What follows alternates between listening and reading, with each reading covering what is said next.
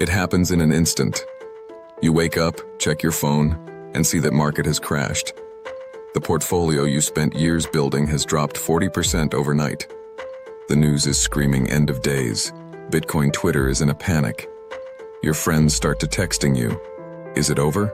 In that moment, you might feel a physical sensation in your body, a tightening in the chest, a spike of adrenaline.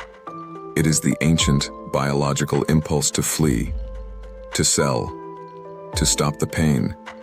But if you know why and what you hold, you don't care. This is just the volatility tax.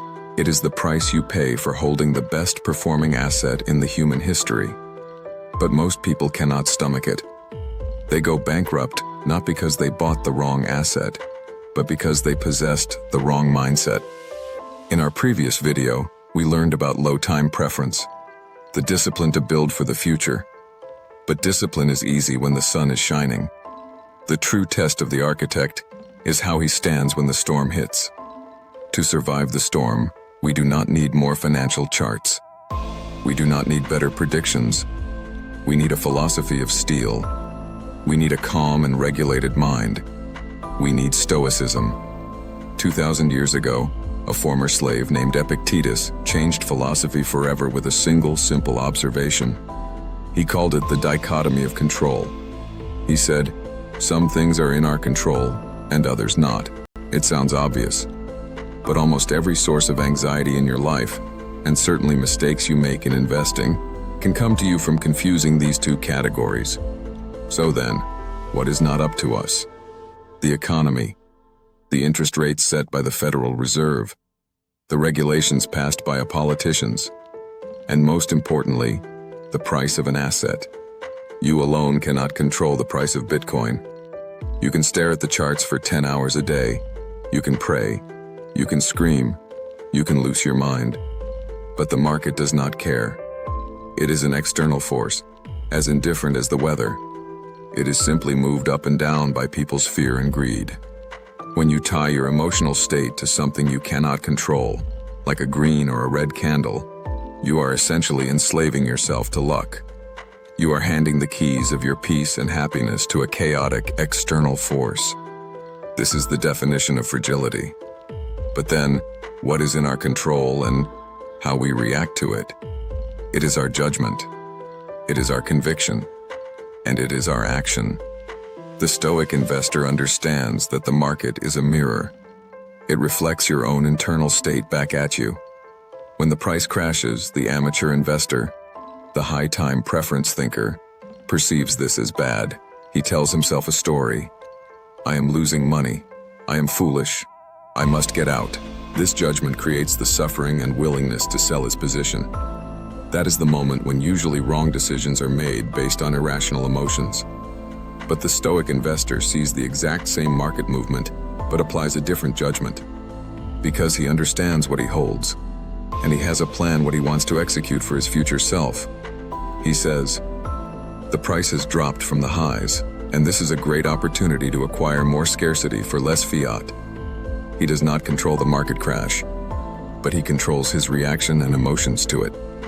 This is where the ethos and discipline of Bitcoin meets the discipline of the mind. If Bitcoin is the vehicle, then Stoicism is the seatbelt. You cannot survive the volatility of a paradigm shift without the emotional regulation to sit still when your instincts are screaming run. So then, how do we train this? How do we ensure that when the 40% drop comes, we do not react in panic? We can use a Stoic exercise called Premeditatio Malorum, the premeditation of evils. Most high-time preference people only visualize fast gains and success when buying an asset. They imagine the Lambos, the mansions, the easy jackpot. This makes them greedy and soft to the inevitable market correction. When reality hits them, they shatter. But the Stoic investor visualizes and prepares for possible disaster. Every morning, before you check the price, ask yourself, what if Bitcoin has dropped 50% today? What if the exchange I use fails? What if the government tries to ban it? Visualize it. Feel the shock. And then, in the safety and calmness of your own mind, decide your response to it. Write it down. and keep it as a reminder to yourself when your emotions start to take over or you need to revisit your own values. If the price drops 50%, I will not sell. I will keep executing my DCA plan. I will remember why I bought it and what my goals are. But we must also reframe what volatility actually is. The high-time preference world sees volatility as risk. They only want a smooth, steady lines up. But that is a fantasy. Because in the real world, growth is chaotic. And the Stoic investor sees volatility as a feature, not as a bug. Volatility is just like a filter. It is the mechanism that separates the tourists from the true believers. It just shakes out the leverage, the greed, and the weak hands, transferring the asset to those with the discipline to hold it. Every crash is a test. The market is simply asking you, do you actually understand what you own? Or are you only here for the quick fiat gains? If you are here just for the fiat, you will be washed away. But if you are here for the sovereignty, for the scarcity, for the truth, then the volatility is just a noise. Marcus Aurelius said, "Be like the rock that the waves keep crashing over. It stands unmoved, and the raging of the sea falls still around it." In the Bitcoin market, you are the rock. When you combine the hardest money Bitcoin with the philosophy of Stoicism, you build an invincible fortress. You become a person who cannot be shaken by the news cycle. You become a person who does not need external validation to know what you hold. You gain the ability to sit in a room, alone, and be at peace while the world panics. This is the ultimate mindful gains mindset to cultivate. It is not just about the numbers in your wallet going up. It is about your peace of mind and your anxiety going down. You stop trading your peace for price action. You reclaim your attention and clarity. And you start to focus on things that you can control. You start to focus on your habits. You start to focus on your health. You start to focus on your skill acquisition. And you focus on your stack building. The storm will eventually come, like it always does. But now you have the armor to endure it. Control your judgments. Premeditate the challenges. Stand like the rock. And let the market do what it always does. You just focus your attention and energy about the things in your control.